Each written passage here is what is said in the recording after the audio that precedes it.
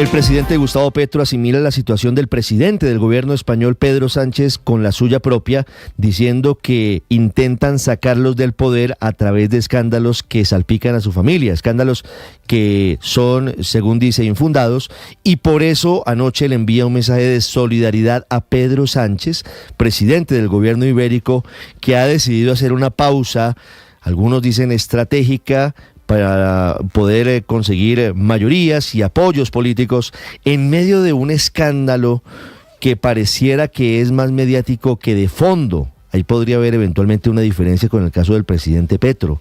Aquí las investigaciones sí tienen a su hijo en juicio por lavado de activos y por enriquecimiento ilícito. Lo último, hablando del caso de Pedro Sánchez, es que la Fiscalía pidió que se archive la investigación en contra de su esposa, que es lo que lo tiene hoy, en teoría, al menos políticamente, contra las cuerdas. Enrique Rodríguez. Y eso es precisamente lo más relevante y seguramente lo que más diferencia la situación del presidente Pedro Sánchez de la del presidente colombiano Gustavo Petro. Y es que la Fiscalía acaba de comunicar y de pedirle al juez de los juzgados de primera instancia de la Plaza de Castilla en Madrid que archive esa causa contra la mujer del presidente, contra Begoña Gómez, porque se basa en informaciones que no tienen ninguna relevancia penal.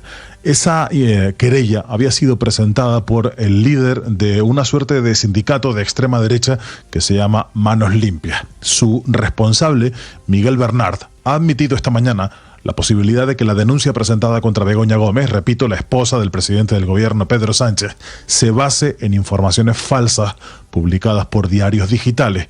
Y ha dicho también que tendrá que ser ahora el juez quien deberá comprobar si dichas informaciones periodísticas son ciertas o no. El juez es Juan Carlos Peinado, el titular del juzgado 41 de los juzgados de Plaza de Castilla, fue por ejemplo quien sentó a la infanta Cristina en el banquillo de los acusados, siguiendo una acusación particular de esta organización, Manos Limpias. Finalmente la infanta quedó absuelta y Manos Limpias tuvo que hacerse cargo de las costas del procedimiento porque esa querella no tenía ningún tipo de fundamento. La última vez que oímos al presidente del gobierno Pedro Sánchez hablar fue hace ahora 24 horas en la sesión de control al gobierno. Le preguntaban cuando ya se sabía de ese procedimiento judicial contra su mujer y decía estos segundos muy breves sobre la justicia. En un día como hoy y después de las noticias que he conocido, a pesar de todo, sigo creyendo en la justicia de mi país. Después el presidente del gobierno solo ha hablado a través de una carta que ha hecho pública a través de la red social X después de que ese juzgado abriera el procedimiento contra su mujer. Allí decía que la quería, que es un ataque sin precedentes, hablaba de la máquina del fango, un concepto acuñado por el semiólogo italiano Umberto Eco, y decía, si se preguntaba más bien, si merece la pena seguir soportando esta situación.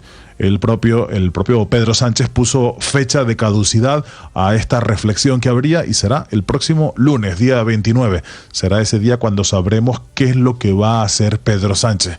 Lo cierto es que esta campaña contra su familia no es nueva, no es la primera vez que se pone en el punto de mira a la familia del presidente del gobierno. Lo está haciendo últimamente el Partido Popular a través de varios frentes, pero era algo que venían haciendo sobre todo medios de extrema derecha. Sobre la mujer del presidente del gobierno se ha dicho, entre otras cosas, que era una transexual, que no era una mujer, que era un hombre.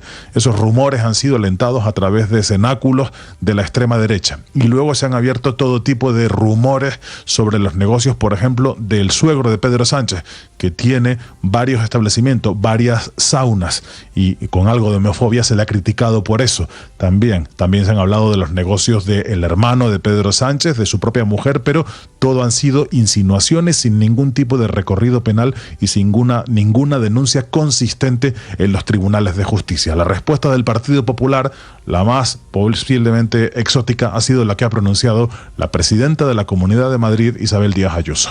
Esa carta infame entre el sentimentalismo y el chavismo es impropia de una de las democracias más avanzadas del mundo y es un chantaje emocional a su gente.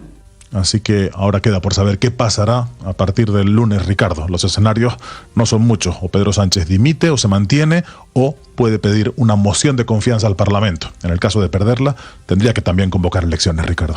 Pues muy pendientes de lo que pasa en